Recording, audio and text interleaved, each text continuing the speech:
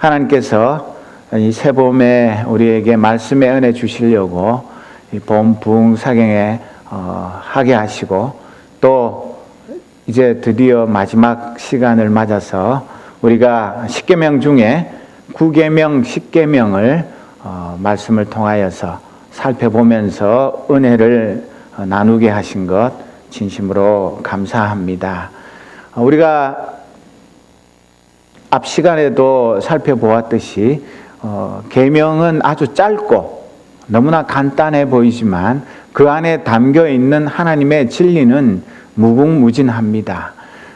그저 한 시간에 2계명씩 이렇게 말씀을 전해가지고는 그 안에 담겨 있는 것 그저 맛보기 정도밖에 안 됩니다. 그러니까 여러분들이 이 부흥사경회 때 선포된 말씀을 계속해서 되새김질하면서 더 깊은 은혜의 자리에 나아가기 위해서 힘쓰기를 진심으로 소원합니다.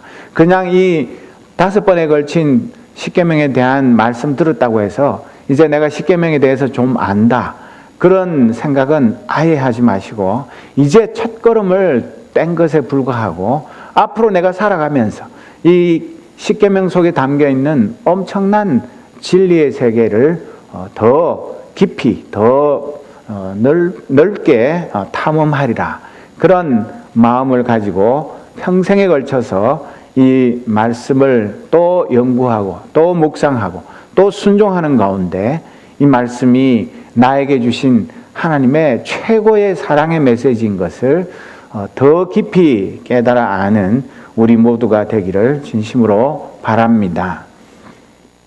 제9계명이 무엇입니까? 큰 소리를 해보겠습니다. 시작. 네, 내 이웃에 대하여 거짓 증거하지 말라.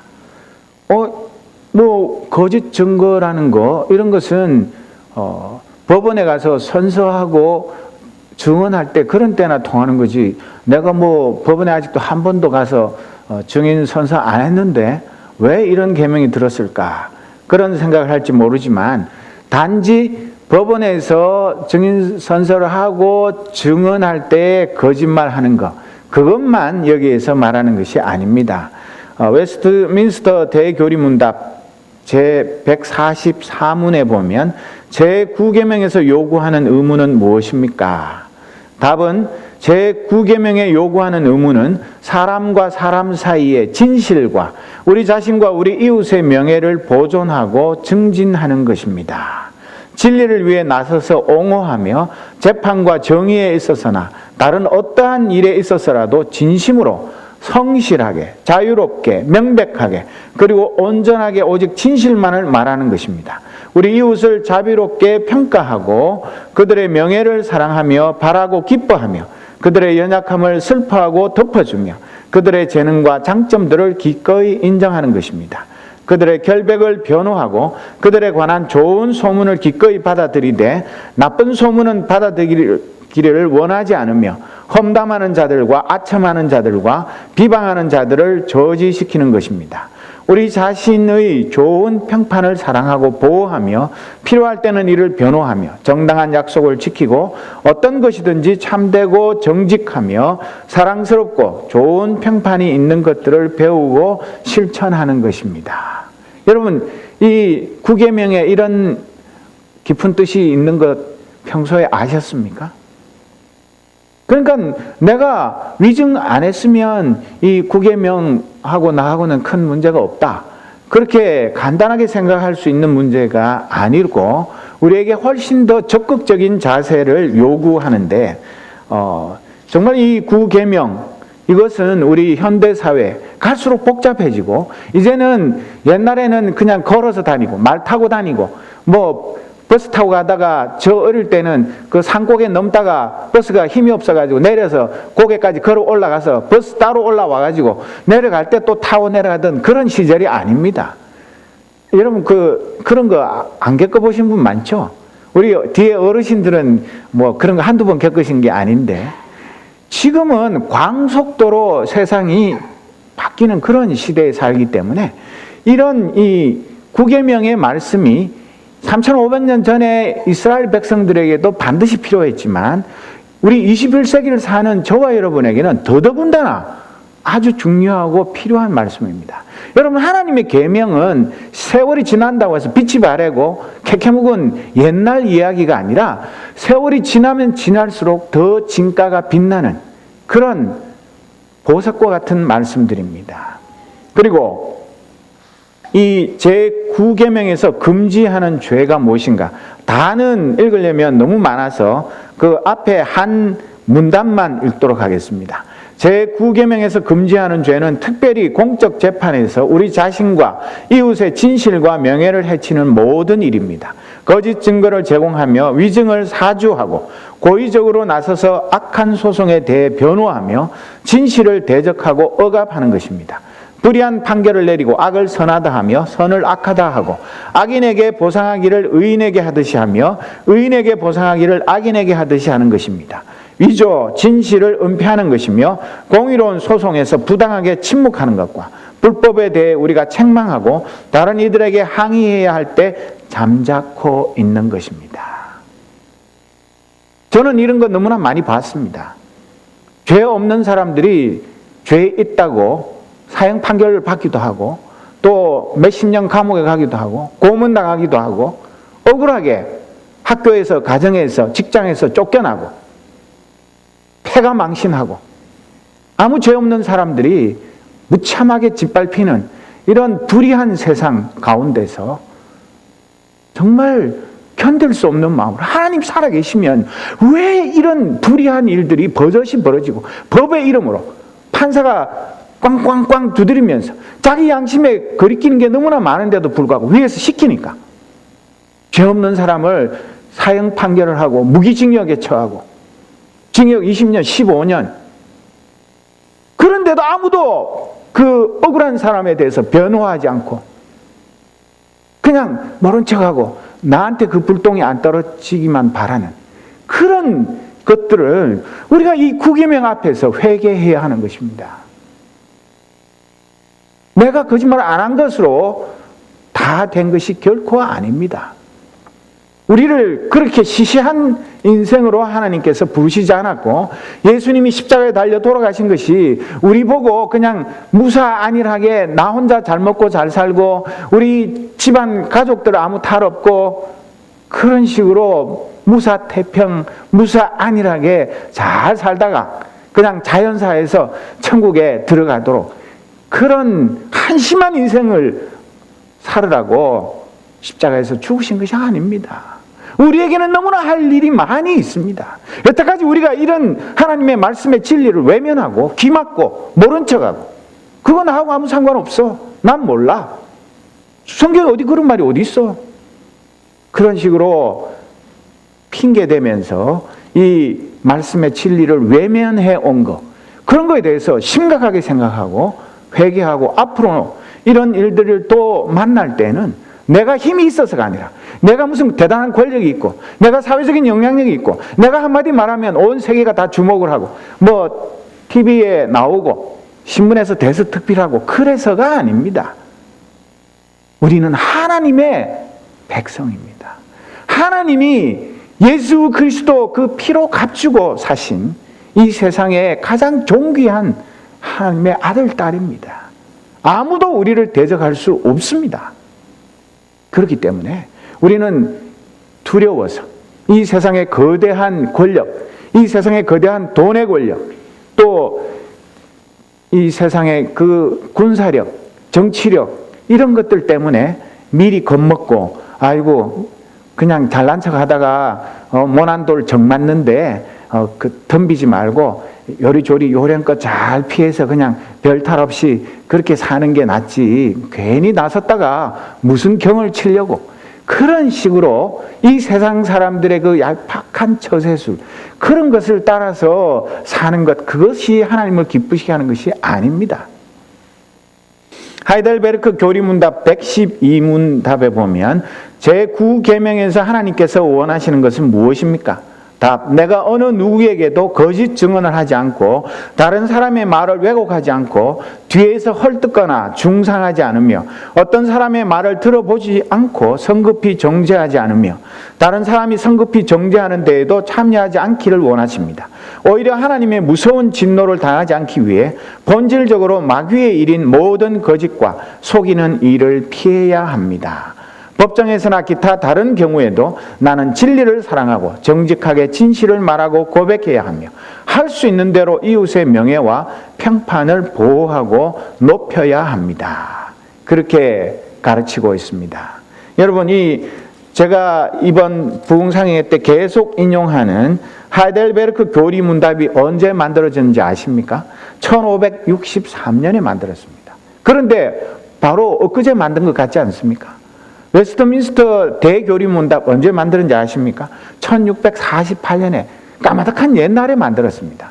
그런데도 어떻게 그렇게 우리 오늘의 현실에 대한 것들을 그렇게나 꼭 보고 쓴 것처럼 우리의 그 약점들, 우리의 연약한 것들, 우리의 부끄러운 것들, 우리가 창피하게 생각하는 그런 것들을 속속들이 하나도 빠뜨리지 않고 그렇게 잘 요약하고 정리하는 걸 보면 이 신앙의 선배들이 이 귀한 하나님의 진리의 말씀을 우리 자라는 세대들, 어른들 이들에게 가르치기 위해서 얼마나 많이 기도하고 얼마나 하나님의 말씀을 깊이 묵상하고 이 말씀 속에 담겨있는 진리를 온 세상 사람들이, 특별히 하나님의 백성들이 다 잘 알고 그 말씀대로 살아서 정말 이 세상에서 빛나는 하나님의 자녀가 되기를 소원했는지 저는 이 말씀들을 읽을 때마다 정말 천국 가면 이 하이델베르크 교리문답이나 웨스트민스터 대교리문답을 만드신 그 목사님들, 신학자들 만날 텐데 제가 큰 절을 하고 싶습니다.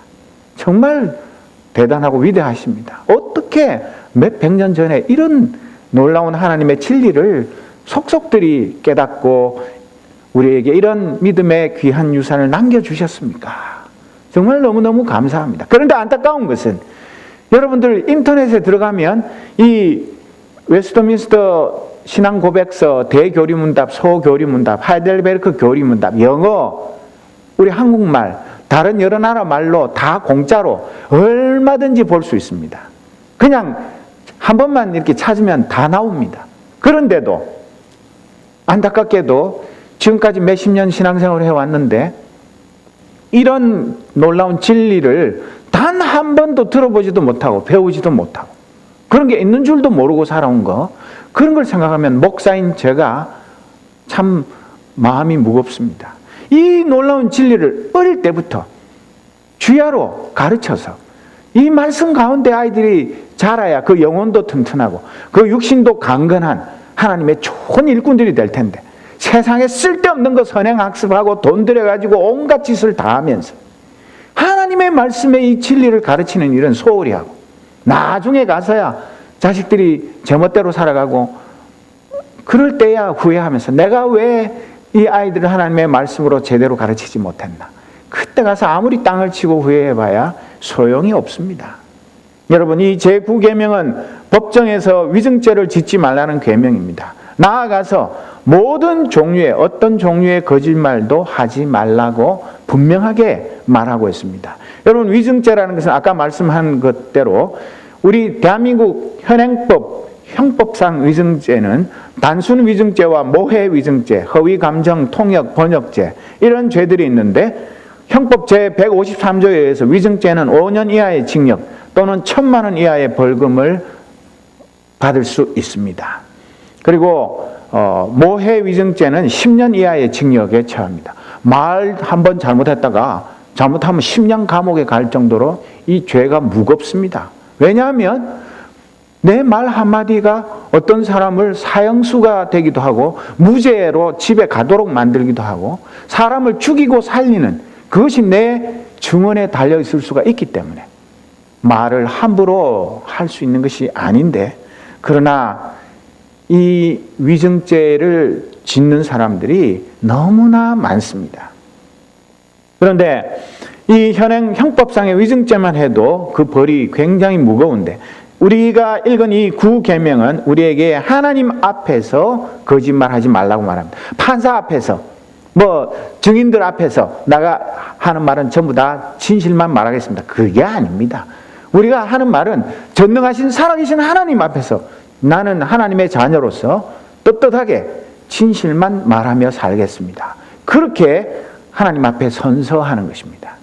그리고 보다 더 나아가서 적극적으로 사람과 사람 사이의 진실과 우리 자신과 우리 이웃의 명예를 보존하고 증진하라고 말씀하고 있습니다. 내가 있으니까 그냥 내가 거짓말 안 하고 착하게 사는 그게 아니라 내가 가는 곳마다 거짓이 물러가고 거짓이 발을 붙이지 못하고 서로 미워하고 오해하고 불신하고 의심하고 서로 뭔가 저 사람이 내가 들으니까 뒤에서 나한테 안 좋은 얘기를 했다는데 그거 한번 확인해 볼까? 어디서부터 이런 쓸데없는 소문이 나를 괴롭히는 건가? 그런 식의 일이 아니라 내가 가는 곳마다 서로가 서로를 신뢰하게 만들고 서로가 서로를 사랑하게 만들고 서로가 서로를 이해하고 하나가 되게 하는 그런 화해자의 사명을 감당하는 것. 그것이 이 제9계명에서 말씀하고 있는 것입니다. 여러분, 예수님이 체포당해서 대제사장 가야바에게 신문당할 때 그 예수님 사형 판결을 어떻게 받았습니까? 예수님이 진짜 그런 사형 받을 만한 죄를 지었습니까? 어떻게 사형 판결 받았죠? 거짓 증인들을 동원해가지고 예수님 생사람 잡아가지고 안 한 말도 했다 그러고 한 말도 앞뒤 자르고 딱 그냥 사흘 만에 성전을 헌다 그랬다. 그러니까 이게 정말로 나쁜 놈이다. 지가 뭔데? 이 성전을 얼마나 오래 지었는데 사흘 만에 성전을 헐다니. 이거는 신성모독이다. 이런 식으로 거짓 증인들을 동원해가지고 그래가지고 사형 판결을 내린 것 아닙니까?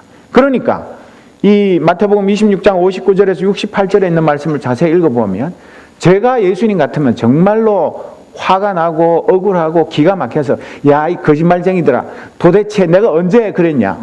그래가지고 막 따지고 나에게도 발언권을 달라고 나는 진짜 결백하다고 막 얘기를 거품을 물고 얘기를 할 건데 거기에 대해서 단 한마디도 변명하지 않으셨습니다. 잠언 25장 18절 말씀에 보면 거짓말로 이웃에게 불리한 증언을 하는 사람은 뭐라고요? 망치, 또 칼, 또 뾰족한 화살. 이게 공통점이 뭡니까? 남을 해치는 겁니다. 심하면 죽일 수도 있는 것입니다. 거짓말로 이웃에게 불리하는 증언. 정말 이거 사람 잡는 것입니다. 그런데도 돈을 받고 하거나 자기가 누구 편이기 때문에 거짓말을 밥 먹듯이 하고 그냥 이거는 공소시효가 5년입니다. 5년만 지나면 내가 아무리 법정에서 선서하고 거짓말했어도 땡 하고 넘어가는 겁니다. 그러나 하나님 앞에 공소시효 있습니까? 없습니다. 그렇기 때문에 우리는 세상 법에 내가 걸리냐 안 걸리냐 그런 얘기가 아니라 정말 이 죄가 얼마나 중요한가 꼭 법정에서가 아니라 우리 일상생활 가운데서도 어떤 이런 확인해야 할 일들 그런 것들이 많을 때 항상 신중하게 말로 실수하거나 남을 이간질하거나 오해를 불러일으키거나 그런 일이 없도록 우리가 우리 입술에 재갈을 물려야 하는 것입니다. 그리고 첫째, 이 9계명의 기본 정신은 이웃 보호에 있습니다. 나아가서는 이웃 사랑에 있습니다. 둘째, 이 9계명은 법 질서 자체를 지키라는 명령입니다. 거짓 증언이 난무하고 그것이 사실로 인정되면 법이라는 게 아무 필요가 없습니다. 거짓말이 진실로 둔갑하고 진실은 받아들여지지 않고 그럼 그 사회는 완전히 무정부 사회, 무법천지가 되는 것 아닙니까?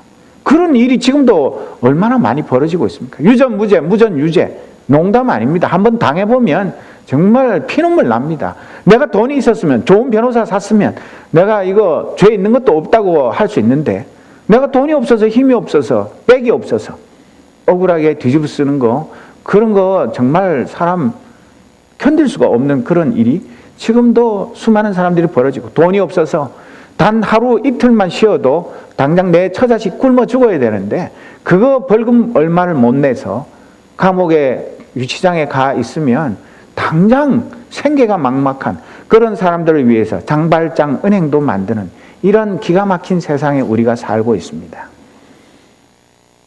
무엇보다도 이 9계명은 이웃의 이름, 이웃의 명예를 보호하라고 말씀하는데 6계명은 살인하지 말라고 그래서 이웃의 생명을 보호하고 7계명은 간음하지 말라고 해서 이웃의 순결과 부부의 신뢰관계를 깨지 말라고 하고 8계명은 도둑질하지 말라고 해서 이웃의 재산을 보호하라고 합니다.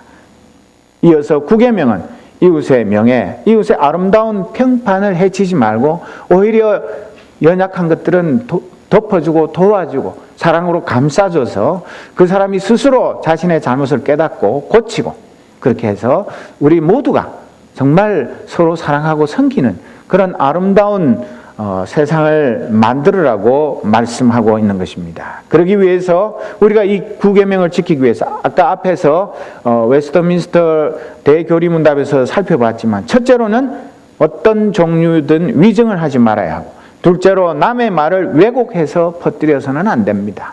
그런 걸 흔히 말하는 루머라고 가십이라고 그러는데 그런 거 정말 입에 담지도 말고 듣지도 말고 그런 말 들으면 귀를 씻어야 하는 것입니다. 그리고 셋째, 뒷담화, 조금 전에 말씀하신 가십을 하지 말고 넷째로는 남을 함부로 판단하지 말아야 합니다. 그렇게 했다가 나중에 내가 성급하게 잘못 판단한 게 드러나면 내가 얼마나 부끄럽고 미안하고 그렇습니까? 그리고 다섯째, 모든 종류의 거짓말과 사기를 하지 말라고 그렇게 말하는 것입니다. 우리는 이 SNS라는 효과적인 커뮤니케이션 수단을 가지고 이제는 뭐 한국이든 세계 어디든 간에 또르륵 그냥 우리 또 한국 사람이 손 재주가 얼마나 좋습니까? 한 손으로 그냥 저는 흉내도 못 냅니다. 그냥 그렇게 해가지고 순식간에 소문들이 전 세계로 퍼져나가고 그냥 실시간으로 중계되는 그런 사회인데 우리가 잘 아는 대로 악플 한번 당해 보십시오. 그래서 너무나 악플 때문에 고통스럽고 일일이 따라다니면서 아니요 변명도 못해서 자살까지 하는 사람들이 있는 세상입니다. 그리고 확인 안 된 이야기를 마치 내가 거기서 자세히 본 것처럼 그렇게 말을 퍼뜨려가지고 남의 명예와 사생활을 침해하기도 합니다. 나쁜 소문들, 악의적인 기사, 여러분 그 SNS에 나오는 것들을 좋아요도 함부로 누르면 안 됩니다. 좋아요 그 조회수가 올라가면 그만큼 그 이야기가 신빙성이 있는 것으로 더 많은 사람들의 시선을 끌게 됩니다. 그러니까 이게 내가 자신이 없으면 함부로 좋아요를 누르지 않는 것이 좋습니다. 그리고 이런 개인적인 차원 1대1의 관계뿐만 아니라 기업과 기업, 국가와 국가 사이에 이런 큰 거짓말 이런 것들도 우리는 그 거짓말이 계속해서 행세를 하고 진리를 대신하는 그런 불의한 세상이 되도록 가만히 손 놓고 내가 무슨 판사야 검사야 형사야 뭐야 나는 그런 거 하고 아무 상관없어. 난 몰라. 그저 내 먹고 살기 바빠 죽겠는데 남이야 그러든 말든 난 몰라. 그렇게 살다 보면 이 사회에 하나님의 정의가 무너지고 불의한 사람들이 더 큰 소리치고 그래서 억울한 사람들이 더 많이 생기는 그런 악한 세상이 되는데 내가 공범이 되는 것입니다. 그래서 정말 우리는 이런 일들에 대해서 사회적인 책임을 깊이 느껴야 됩니다. 교회가 아니오할 것은 아니오해야 되고 예할 것은 예해야 하는데 지금까지 해온 것을 보면 예해야 될 때 아니오라 그러고 아니오해야 할 때 예라고 했기 때문에 교회를 사람들이 신뢰하지 않습니다. 천주교회 신부님들 그분들 말은 훨씬 더 신뢰를 하면서 목사 말은 그냥 한 50% 이상 깎아서 듣습니다. 왜 그렇습니까? 불의와 싸우지 않기 때문에 내가 손해볼까 봐 내 몸살이느라고 바빠가지고 아니오해야 하는데 그냥 딱 다물고 있으면 그거는 예나 마찬가지 아닙니까? 한국 기독교가 언제부터 이렇게 비겁하고 치사하고 내 몸살이기 바빠서 남의 억울한 것을 외면하고 과부와 고아와 나그네의 그 송사 그것을 하나님은 들으시는 하나님이신데 그것을 외면해서 화교면서 탈북자인 유성 씨 같은 경우도 멀쩡한 사람을 간첩으로 몰아가지고 생사람 잡아놓고, 그런 거에 대해서 물론 그분이 출석하는 교회에서나 가까이 있는 분들은 적극적으로 병을 하고 도와주고 하나님께서 함께 하시니까 두려워하지 말라고 그렇게 말했지만, 얼마나 국가기관이, 국민들 세금으로 밥 먹고 사는 사람들이 그런 무서운 죄를 짓고도 부끄러운 줄도 모르고, 이런 일들이 버젓이 벌어지는 게 어디 한두 가지가 아니지 않습니까? 그런 일에 교회가 그런 정치적인 거하고 나는 상관이 없다, 그런 식으로 비겁하게 핑계를 대고, 불의한 사람이 장로라고 해서 대통령 출마하고 하면은 그 사람이 어떤 사람인지도 모르고 무조건 표를 몰아줘 가지고 대통령 돼서 온갖 못된 짓을 하게 만들고, 그래가지고 하나님 영광 다 가리고, 그런 일들을 버젓이 하면서도 우리가 이 구계명을 잘 지킨다고 말할 수 있는 것입니까? 저는 어느 편도 아닙니다. 하나님 편이고 진리의 편입니다. 저는 진리를 위해서라면 제 목숨도 아깝지 않습니다. 우리가 하나님의 권세, 하나님의 자녀의 권세를 과소평가하고 이 세상에 대해서 두려워하고 겁을 먹기 때문에 싸워보지도 않고 미리 고개를 숙이고 들어가는 이런 한심한 자리에서 일어나야 하는 것입니다. 그래서 교회가, 하나님의 백성들이 한마디 하면 콩을 파치라 그래도 믿을 정도로 신뢰가 있어야 될 거 아닙니까? 그런데 잘 아시는 대로 여론조사하면 천주교 신뢰도 1위, 그 다음에 어디입니까? 불교, 개신교 저 밑에. 왜? 어떤 유명한 목사님들이 잘못해서 그렇습니까? 내가 비겁하고 내가 진리 편에 서지 않기 때문에 기독교가 그런 수치와 모욕을 당하고 있고, 앞으로 가면 갈수록 더 그 일이 심하게 될 것이 뻔하지 않습니까? 남 탓이 아니라 내가 이 말씀대로 순종하지 않고 내가 신앙 양심대로 살지 않고 그랬기 때문에 우리가 세상 사람들로부터 믿음을 주지 못하는 이 한심한 자리에서 하나님 우리를 건져 주옵소서.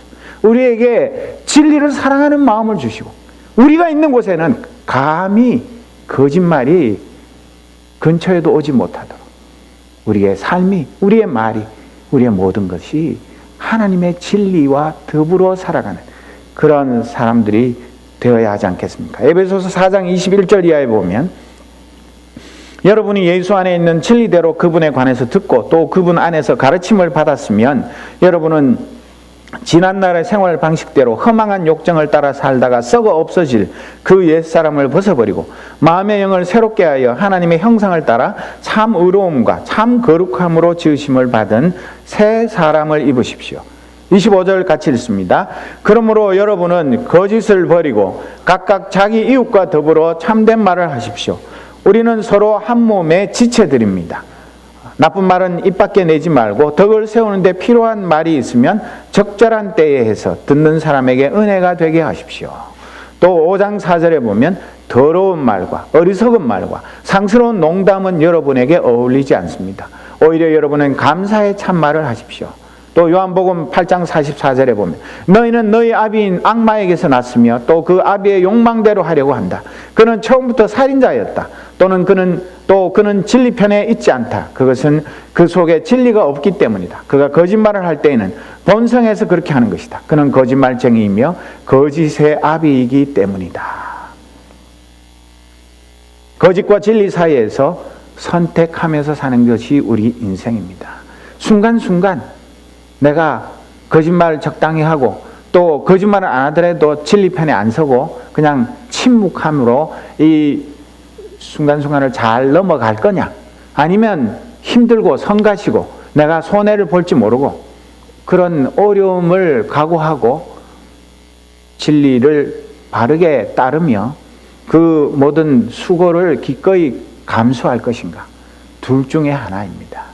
그렇기 때문에 우리는 정말 이 구계명이 우리에게 요구하는 이웃을 사랑하고 이웃을 돕고 이웃의 억울함과 이웃의 그 모든 안타까운 것들을 내 일처럼 여기고 적극적으로 사랑을 베푸는 그런 가운데서 우리가 하나님의 자녀된 그 기쁨을 맛보는 그런 은혜의 자리로 초대하는 말씀인 것을 늘 명심해야 할 것입니다. 이제 마지막 10계명, 내 이웃의 집을 탐내지 말라. 내 것도 다 간수를 못하는데 왜 남의 것에, 남의 밥에 콩이 더 커 보이는지 참 인간의 마음은 간사하고 알다가도 모르겠습니다. 우리 집에 더 좋은 거 많은데 내 것보다 훨씬 싸고 별로 안 좋은 건데 왠지 보면 남이 가지고 있는 가방이 내 것보다 더 좋아 보이고 남이 신은 신발이 더 멋있어 보이고 이거 도대체 어떻게 된 심산입니까? 그래, 그걸 또 이제 무리를 해서 샀다 칩시다. 또 다른 게 또 보입니다. 이야, 이거 참, 그거 다 살려면 우리 집이 큰 백화점이 돼도 모자랍니다. 백화점 주인은 그러면 살 거 아무것도 없고 자기네 거기에 명품 다 있으니까 쇼핑 안 합니까? 하겠죠. 저는 안 봐서 모르겠지만. 웨스트민스터 교리문답 146문답에 제 10계명은 내 이웃의 집을 탐내지 말라. 거기에 포함되는 게 무엇입니까? 내 이웃의 아내나 그의 남종이나 그의 여종이나 그의 소나 그의 낙이나 무릇 내 이웃의 모든 소유를 탐내지 말라. 뭐 우리나라에 저는 안 봤으면 탐나는 도다 뭐 그런 드라마인지 뭔지도 있지 않습니까? 탐나는 게 한두 가지입니까? 그런데 이 147문에 보면 10계명에서 요구하는 의무가 무엇입니까? 10계명에서 요구하는 의무는 우리 자신의 형편에 온전히 만족하고 우리 이웃에 대해 인자한 마음의 자세를 가지되 우리 내면의 모든 움직임과 애정이 그에게 와 닿을 정도로 그가 가진 모든 재산을 돌보고 증진시키는 것입니다. 탐내고 틈만 나면 그냥 슬쩍 하려는 게 아니라 어쩌든지 그냥 남을 도와줘서 더 잘 되도록 만드는 것, 그걸 위해서 안달을 하는 그런 삶을 살으라고 이야기하는 것입니다. 그러니까 계명 그것만 딱 읽어보면 별거 아니네. 내가 뭐 탐 안 내면 되지 뭐. 탐 나더라도 에이 그렇게 해가지고 탐심을 물리치면 되지 뭐. 그런 정도가 아니라는 것입니다. 그리고 10계명에서 금지하는 죄가 무엇입니까? 우리 자신의 재산에 만족하지 못하며 우리 이웃의 재물에 대해 시샘하고 배아파하는 뿐만 아니라 이웃이 가진 어떤 소유에 대해 과도하게 끌리고 애착하는 모든 것입니다. 누구네 집에 가보니까 뭐 있던데 야, 왜 우리 집엔 그거 없냐? 그 일수를 찍는 한이 있어도 그거 꼭 사야지. 더 좋은 거 사야지. 배 아파서 못 살겠네. 우리 집보다 훨씬 못 사는데 왜 그 집은 있고 우리 집은 없는 거야? 그런 식으로 괜히 배 아파하고 시샘하지 말라는 겁니다. 우리나라만 사촌이 땅 사면 배 아파한다는 속담이 있답니다. 딴 사람들 같으면 다 남 잘 되면 아이고 잘 됐네. 어유 그래. 정말 축하해. 그 박사학위도 얼마나 힘들게 받았어. 그래. 정말로 내일처럼 기뻐하고 그렇게 해야 되는데 자, 뭐 어떻게 해서 저런 사람이 다 박사학위를 받았어? 나보다 학교 다닐 때 공부도 못했는데 그런 식으로 괜히 남을 나보다 못하게 배아파하지 말라는 것입니다. 더한 것은 하이델베르크 교리문답 113문답에 보면 아주 짧지만 잘 생각해 보십시오. 10계명에서 하나님께서 원하시는 것은 무엇입니까? 답, 하나님의 계명 어느 하나에라도 어긋나는 지극히 작은 욕망이나 생각을 조금도 마음에 품지 않는 것이고 또 언제든지 우리 마음을 다하여 모든 죄를 미워하고 모든 의를 좋아하는 것입니다. 이것이 10번째 계명 속에 담겨있는 하나님의 뜻이라는 것입니다. 우리의 마음속에 우리 이 계명을 가지고 비춰보면 내 마음속에 온갖 지저분하고 치사하고 정말 남이 알면 창피한 그런 것들이 얼마나 많습니까? 하루 지내면 쓸데없는 말, 전혀 도움 안 되는 말, 괜히 잘난 척한 말, 안 해야 될 말, 뭐 그런 생각, 행동, 그런 것들이 하루하루 얼마나 많이 쌓입니까? 그런데 정말 우리가 이 말씀 앞에 정직하고 진실해야 됩니다. 예수 믿는 사람 마음은 정말 단순하고 심플해야 합니다. 뭐 복잡하게 뭐 머리 굴리고 남과 내가 이렇게 어떻게 그런 거 없이 순전한 마음으로 그냥 못 도와줘서 안달하는 그런 어린애 같은 마음으로 살기를 우리 주님은 정말로 원하시는 것입니다. 그런데 우리가 10계명 이제 마지막 계명에 왔지만 1계명부터 9계명까지는 행위에 대한 계명이고 이 10계명은 우리 마음에 대한 계명입니다.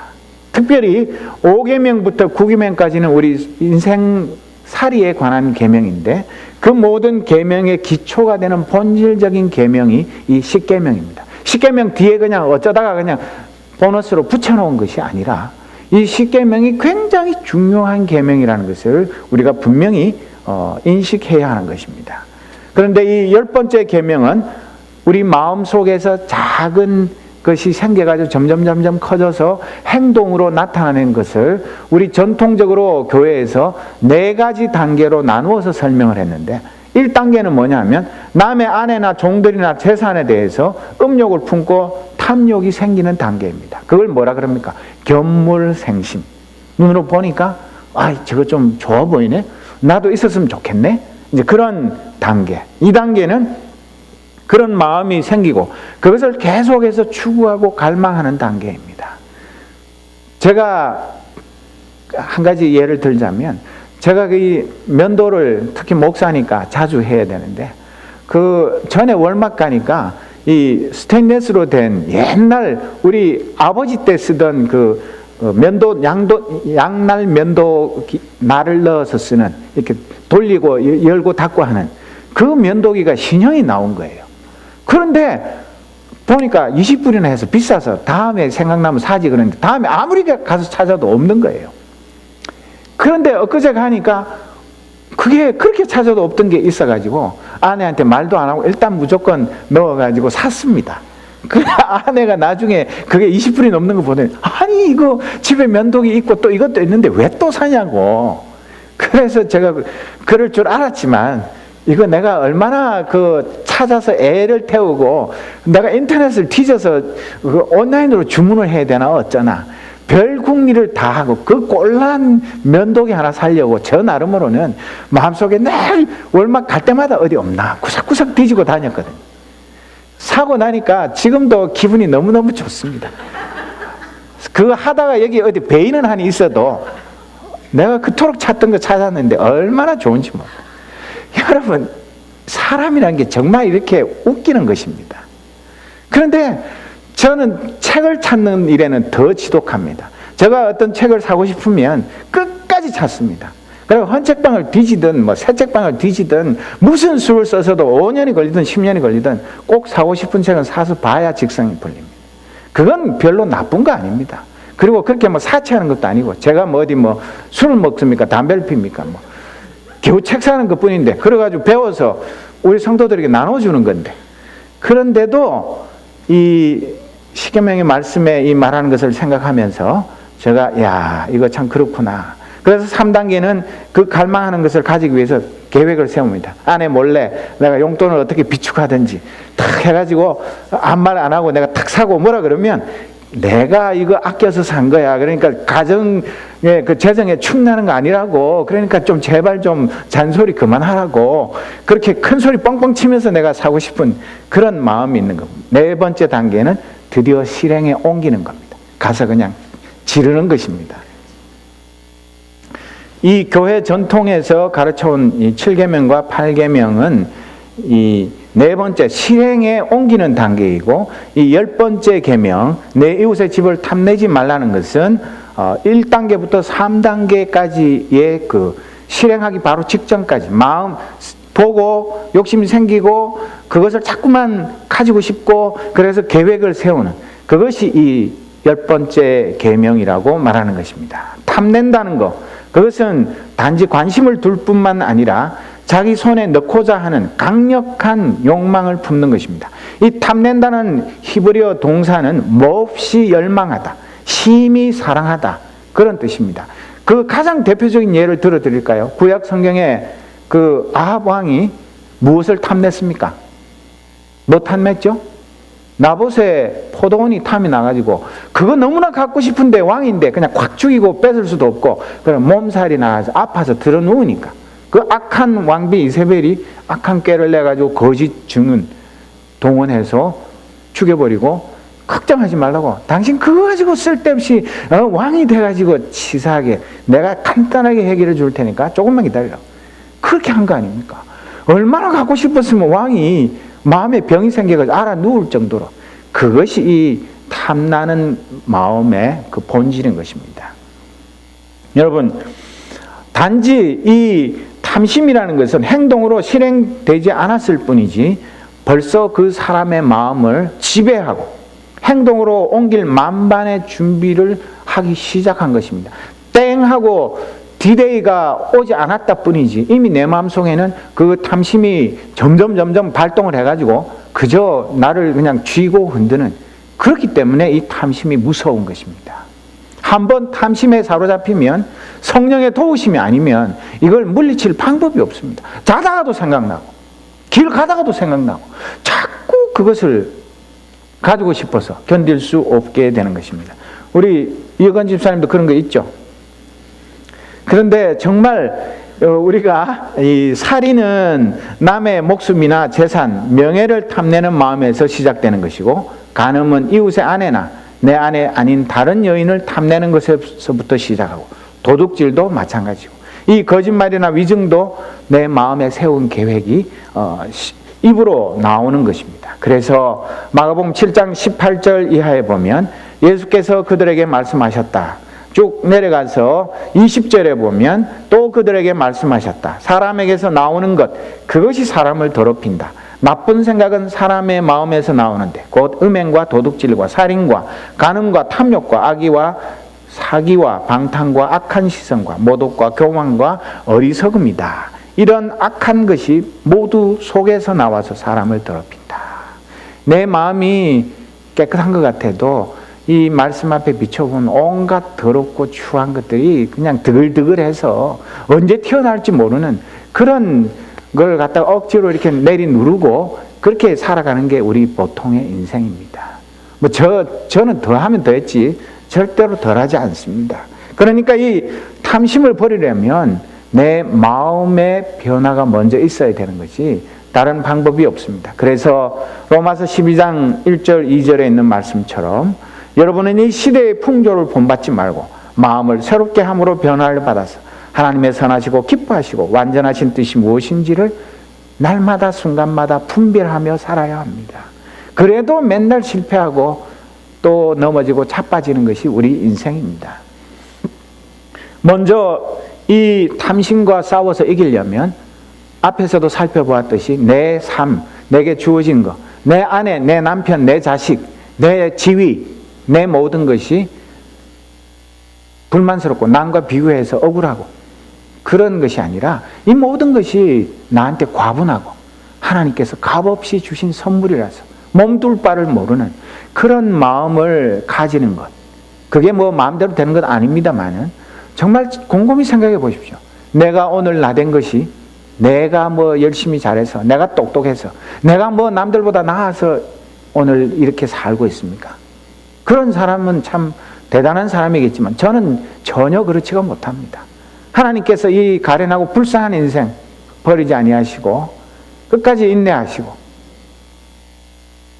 아내의 10년에 걸친 눈물의 기도를 들으시고 뒤늦게라도 부르셔서 목사 삼으시고 이렇게 사랑하는 주의 백성들에게 말씀 전하게 하신 그 은혜와 사랑을 생각하면 저는 자다가도 눈물이 나고 너무너무 감사하고 내가 정말 어떻게 감히 목사가 돼서 아무리 아버지가 목사지만 아버지 목사라고 아들 자동으로 목사 되는 법 없지 않습니까?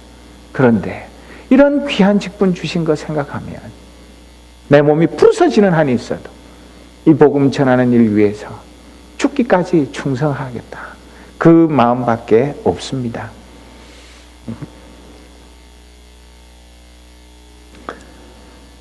그리고 이 자족의 비결을 배우고 난 후에는 우리가 적극적으로 이웃을 사랑하고 돕는 삶을 사는 것입니다. 탐심을 이기기 위해서는 그 탐심을 물러가라 그렇게 해가지고 도망가는 것이 아니라 그 탐심이 제일 싫어하는 이웃 사랑을 작은 것부터 실천하는 것입니다. 내가 전에 같으면 무슨 도움을 청하면 거절하고 핑계대고 모른 척하고 그렇게 할 것도 내가 먼저 나서서 딱 보면 알지 않습니까? 누가 어떤 도움이 필요한지. 꼭 말이 안 떨어지는데 미안하지만 좀 제발 좀 도와주면 안 되겠나? 그렇게 하면 있는 대로 생색내면서 도와주는 그런 게 아니라 내가 미리 알아서 사랑으로 돕고 그렇게 하면 탐심이 내 마음을 지배할 수가 없게 되는 것입니다. 적극적으로 이웃 사랑을 날마다 실천하는 삶, 그것이 탐심을 이기는 가장 좋은 길인 것입니다. 그래서 탐심은 근본이 우상 숭배와 연결되어서 일계명도 동시에 범하게 되는 것인데, 우리가 잘 아는 골로새서 3장 5절에 보면 그러므로 땅에 속한 지체의 일들 곧 음행과 더러움과 정욕과 악한 욕망과 탐욕을 죽이십시오. 탐욕은 우상 숭배입니다. 더 잘 아는 말씀, 야고보서 1장 15절 여러분 아시죠? 야고보서 1장 15절에 뭐라고 적혀 있습니까? 욕심이 잉태한 즉 뭘 낳아요?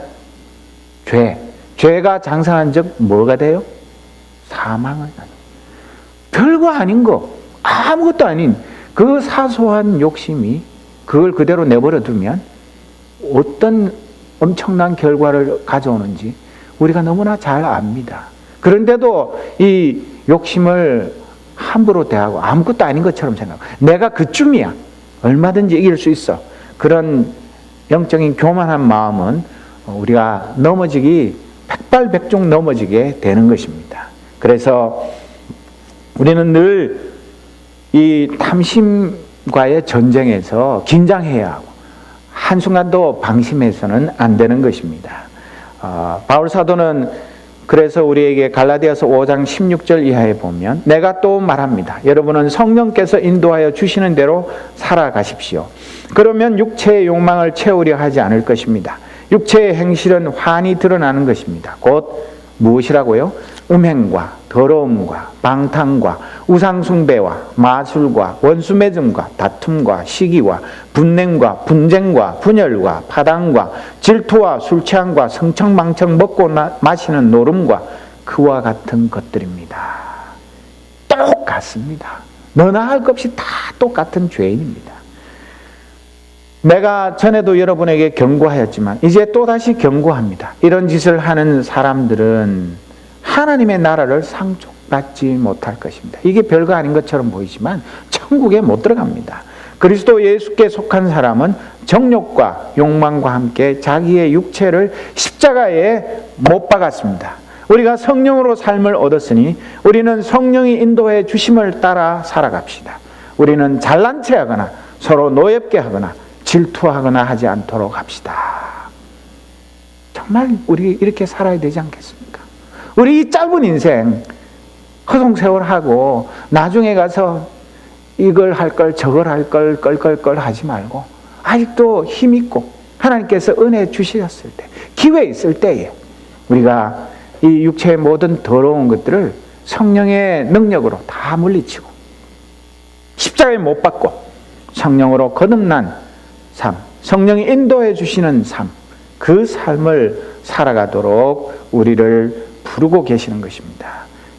그런데 제가 꼭 드리고 싶은 말씀은 우리 한국 교회나 어디나 할 것 없이 큰 위험한 것이 뭐냐면 소위 말하는 성령파들, 예언하고 방언하고 방언 통역하고 축사, 귀신 쫓아내고 또 그 신유의 은사 베푸는 사람들이 어디서부터 잘못되는지 아십니까? 하나님의 말씀을 중요하게 생각지 않습니다. 이 하나님의 말씀을 잘 정리해 놓은 교리를 무시합니다. 경시합니다. 그런 거는 믿음의 초보 단계에 있는 사람들이나 배우는 것이지 우리같이 성령 충만하고 성령의 은사가 많은 사람들이 시시하게 그런 성경 교리 공부하고 소유리 문답 공부하고 그런 거 우리는 옛날에 다 뗐어. 그런 거 우리한테 들이대지 마. 그런 사람 치고 말씀의 진리 위에 바로 서서 끝까지 하나님 주신 은사 가지고 주의 영광 위해서 사는 사람을 못 봤습니다. 하나님이 주신 것 처음에는 겸손하게 하다가 그걸 사람들이 막 흠모하고 존경하고 따르고 하니까 하나님의 그 은사가 능력을 나타내니까 마치 자기의 능력인 것처럼 착각하고 하나님의 말씀의 진리를 무시하고 그 위에 바로 서지 않는 사람들은 반드시 실패하게 되어 있습니다. 얼마나 위대한 하나님의 종들이 이 하나님의 진리의 말씀 위에 서기를 게을리하고 우습게 여기다가 자기만 망하는 것이 아니라 그분을 따르고 추종했던 수많은 사람들과 함께 망하는 이런 일들이 지금도 얼마나 많이 벌어지고 있는지 모릅니다. 그렇기 때문에 정말 우리는 이 평생토록 어린아이와 같은 마음, 초보자의 마음으로 이 하나님의 말씀을 또 읽고 또 배우고 또 가슴에 새기고 그 일을 평생 하다가 영광의 주님의 나라에 들어가는 것입니다. 그렇기 때문에 내가 신앙생활을 몇 년 했는데 내가 성경을 몇 번 읽었는데 내가 뭐 성경 퀴즈 대회 하면 나보다 더 해박한 사람 있으면 나와보라 그래. 그런 게 중요한 것이 아닙니다. 내게 성령의 은사 하나님 주신 거 감사해야 하지만 그건 내 것 아닙니다. 그런데도 얼마나 많은 한국의 이 성령파, 부흥파의 사람들이 신비주의, 이단 이런 것에 빠지는 그 많은 이유가 이 하나님의 말씀의 진리, 이 교리라는 것은 영적인 척추나 마찬가지입니다. 여러분 다른 데 고장나도 괜찮지만 척추에 문제가 생기면 이거 생활에 제일 힘들고 불편합니다. 여러분 척추 디스크, 척추 측만증 이런 거 걸리면 만병의 근원입니다. 우리가 이 하나님의 말씀의 진리, 이 교리를 배우는 것은 영적인 척추 운동을 하고 영적인 척추를 바로 세워서 우리가 힘있게 주의 일을 하기 위한 준비 운동을 하는 것입니다. 그렇기 때문에 이 일은 평생에 계속해야 하는 것입니다. 그래서 예수님이 바울 사도가 언제나 하나님의 말씀을 붙들고 말씀의 능력으로 모든 일들을 행했던 것, 그것을 한시도 잊지 않고 늘 하나님의 말씀이 가라는 데까지 가고 하나님의 말씀이 서라는 데 서는 그런 말씀 중심의 삶, 그리고 교회 중심의 삶, 내가 뭐 꽤나 대단한 사람인 것처럼 착각하지 않고 언제나 겸손하게 배우고 익히고 그렇게 하는 삶, 그것을 우리 하나님은 기뻐하시고 그런 사람에게 날마다 풍성한 은혜를 더하시는 것입니다. 제가 첫 시간에 말씀드렸는데 여러분들 또 잊어버렸을까봐 높아심에서 다시 한번 살펴보기를 원하는 것은 하이델베르크 교리문답 114문답. 그런데 우리가 10계명 다 배웠습니다. 하나님께 돌아온 사람이 이 계명들을 완전히 지킬 수 있습니까? 여러분 안다고 해서 내가 아는 게 다 바로 실천으로 옮겨집니까? 아닙니다. 가장 거룩한 사람이라도 이 세상에 살 동안에는 이러한 순종을 겨우 시작했어요. 이제 걸음마 하는 아이들 걸음마 하면은 막 자빠지고 넘어지고 하는 것처럼 우리의 신앙생활도 따지고 보면 그런 것입니다. 그렇기 때문에 아무도 잘난 척할 수 없는 것입니다. 그리고 다시 한번 우리가 리마인드 해야 될 것은 115문답에 이 세상에서는 아무도 십계명을 완전히 지킬 수 없는데 하나님께서 왜 그렇게 엄격히 십계명을 설교하게 하십니까? 나도 못 지키는 십계명을 성도들 보고 지킵시다, 지킵시다. 왜 그래야 됩니까? 첫째로는 평생 동안 우리의 죄악된 본성을 더욱더 알게 되고 그리하여 그리스도 안에서 사죄와 의로움을 더욱더 간절히 추구하도록 하기 위한 것입니다. 내가 얼마나 무서운 죄인이고 내가 아무리 결심하고 노력해도 내 힘으로 할 수 없는 것, 성령님 도와주옵소서. 연약한 죄인입니다. 주님 날 떠나시면 내 생명도 내 재산도 내 지식도 내 모든 것 다 헛되고 헛될 뿐입니다. 주님 나를 붙들어 주옵소서. 더욱 주님만 의지하도록 만들기 위해서 이 계명을 선물로 주신 것입니다. 둘째, 이 세상의 삶을 마치고 우리가 이 세상에서는 완전하지 못해도 완전에 이를 때까지 하나님의 형상으로 더욱더 변화되기를 끊임없이 노력하고 하나님께 성령의 은혜를 구하는 그 삶을 살도록 우리가 성화되는 삶, 예수님의 그 거룩하심, 그 완전하심을 본받아서 우리도 그리스도의 그 믿음의 장성한 분량에 이르기까지 끊임없이 성숙해가는 그런 삶을 위해서 이 십계명의 말씀을 주셨습니다. 그렇기 때문에 우리는 정말 이 말씀이 얼마나 달고 오묘한 진리의 말씀, 생명의 말씀인 것을 알았으면 이것을 이제부터 어떻게 해야 할 것인가. 제가 구름 잡는 얘기가 아니라 몇 가지 실천적인 제안을 드리려고 합니다. 첫째로는 이 십계명의 두 강령이 무엇입니까? 첫째로는 무엇이죠? 하나님 사랑, 둘째로는 이웃 사랑. 그런데 첫 번째 하나님 사랑을 실천하는 거 하나도 힘들고 돈 들고 어려운 것 아니고 주일을 거룩하게 지킵니다. 주일을 거룩하게 지키는 것의 핵심은 주일 예배를 온전히 드리는 것입니다. 교회 일 바빠가지고 교회에 친교해야 되고 해야 되고 그거 안 해도 좋습니다. 굶어도 좋습니다. 말씀의 은혜를 놓치면 헛장사하는 겁니다. 주일 예배 시간에 이 어리석고 못난 목사를 통하여서 하나님께서 사랑하는 성도들에게 전하고 싶은 사랑의 메시지, 그것을 한마디도 빼지 않고 귀담아 듣고 가슴에 새겨서 또 주중에 만나서 그 말씀을 리뷰하면서 되새김질하면서 내가 처음에 들을 때 미처 깨닫지 못했던 그 나를 향한 하나님의 그 사랑의 음성, 그것을 가슴에 새기면서 순종하면서 사는 그런 삶. 그리고 꼭 무슨 특별한 때만 말고 일주일에 단 한 번이라도 새벽기도에 나오십시오. 나와의 싸움입니다. 새벽기도 나오는 거 쉬운 사람 아무도 없습니다. 저는 좀 쉬운 편입니다. 몇 시간을 잤든 벌떡 일어납니다.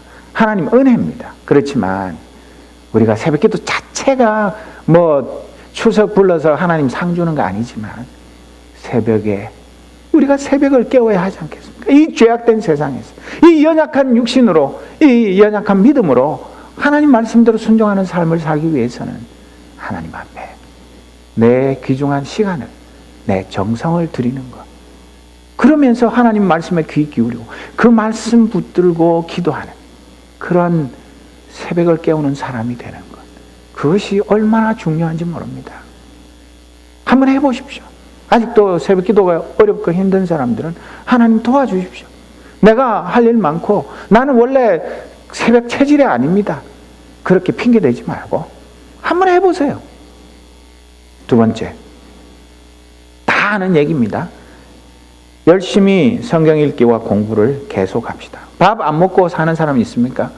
밥은 삼시세끼 잘도 챙겨 먹으면서 왜 하나님의 말씀을 저 뒤로 밀어놓고 어쩌다가 간헐적으로 생각나면 읽고 아니면 그냥 팽개치고 그렇게 해서는 우리 영적인 건강을 유지할 수가 없습니다. 특별히 조금 전에도 말씀드렸던 이 성경의 진리를 우리에게 신앙의 선배들이 잘 요약해서 우리에게 물려준 이 웨스트민스터 신앙 고백서, 대교리문답, 소교리문답, 하이델베르크 신앙 고백서, 이 하이델베르크 교리문답, 이런 거 찾아서 내가 이 말씀을 교회에서도 배우지만 우리 교회에서 그 두꺼운 웨스트민스터 소교리문답 그 두 권의 책을 얼마 전에 책거리를 했습니다. 정말 저는 너무나 기쁘고 감사합니다. 앞으로 더 기회를 만들어서 이 하나님의 진리, 이것을 우리가 잘 배우고 익혀서 세상에 어떤 공격이 오고 시험이 오고 유혹이 와도 하나님의 말씀의 능력으로 무장하고 이길 수 있도록 우리가 부지런히 배워야 하는 것입니다. 그리고 세 번째, 오늘부터 십계명을 귀찮지만 하루에 한 번씩, 그 상세하게 읽기 힘들면 제목만 하루에 한 번씩, 여러분 얼마까지 할 수 있는지 한번, 다 아는 얘기지만 곰곰이 1계명이 뭐더라, 2계명이 뭐더라 쭉 묵상을 하는 거. 그리고 이번 5번에 걸친 십계명 강해를 통해서 받은 은혜, 그것을 다시 새기면서 하루에 한 번, 십계명 그거 하는데 1분이 걸립니까? 2분이 걸립니까? 몇십 초면 할 수 있습니다. 십계명을 하루에 한 번씩 꼭 묵상하면서 내가 마음에 닿는 은혜가 있으면 십계명 일기를 쓰십시오. 저도 쓸 것입니다. 하나님께서 오늘은 십계명 중에 특별히 어떤 말씀을 통해서 나에게 말씀하시고 나에게 깨달음을 주시고 회개의 영을 부어주시는지 그것을 계속 묵상하고 반복을 하면 십계명이 어느새 내 몸에 배이게 되고 내 말이나 생각이나 행동을 지배하게 되어서 나도 모르게 십계명을 순종하는 그런 하나님의 사람으로 변해 있는 나의 모습을 발견하게 될 것입니다. 이번 이제 부흥상이 끝났으니까 십계명 공부 끝 책거리 했으니까 그냥 나는 이제 다시는 안 봐도 돼. 그렇지가 않습니다. 이제 첫걸음 뗐으니까 두고 이 십계명 속에 담겨있는 무궁무진한 하나님의 진리의 세계, 은혜의 세계를 또 배우고 그렇게 해서 모두가 우리 하나님 앞에 서는 날 참 착하고 충성된 종으로 하나님의 마음을 시원하게 하고 하나님의 마음을 기쁘게 하고 우리가 있음으로 인해서 주위에 있는 모든 연약한 형제 자매들이 힘을 얻는 그런 훌륭한 하나님의 일꾼들로 살아가야 되지 않겠습니까? 그래서 네 번째로는 서로를 위해서 기도하고 사랑으로 섬겨서 이웃을 내 몸처럼 사랑하라 하신 그 말씀이 남 보고 제발 좀 나 좀 사랑 좀 해줘. 성경에 그렇게 기록되어 있잖아. 그렇게 안 해보고 성경이 그런데 왜 당신 나 그렇게 사랑 안 하고 요만한 거 가지고 이만큼 바가지나 끊고 그렇게 생각하지 말고 내가 먼저 사랑을 베푸는 그런 이웃 사랑의 실천자가 되도록 그 일을 위해서 뻔히 아는 얘기지만 이번 5번의 부흥사경의 십계명, 내 사랑 십계명 이 말씀을 선포하게 하신 것을 기억하면서 우리 모두가 정말 십계명의 사랑, 십계명의 은혜, 십계명의 실천자 그런 사람들이 되어서 정말 우리 믿음이 성숙하고 하나님 보시기에 아름다운 빛의 자녀로 살아가는 우리 모두가 되시기를 주님의 이름으로 축복합니다. 기도하겠습니다. 아버지 하나님, 이 어리석고 못난 죄인을 통하여서 사랑하는 주의 백성들에게 십계명에 담겨있는 놀라운 하나님의 사랑의 메시지를 전하게 하신 것 진심으로 감사합니다. 죄인이 부족하고 연약하여서 혹시라도 잘못 전한 것 있으면 하나님 용서하시고 성도들의 마음속에서 지워 주옵소서. 하나님 말씀의 진리를 바로 대변한 것 있으면 잘 박힌 목과 같이 가슴에 깊이 새겨져서 평생 이 말씀 붙들고 살아가며 하나님의 풍성한 은혜를 누리는 거룩한 주의 자녀들로 살아가게 하옵소서. 예수 그리스도의 이름으로 기도드립니다. 아멘.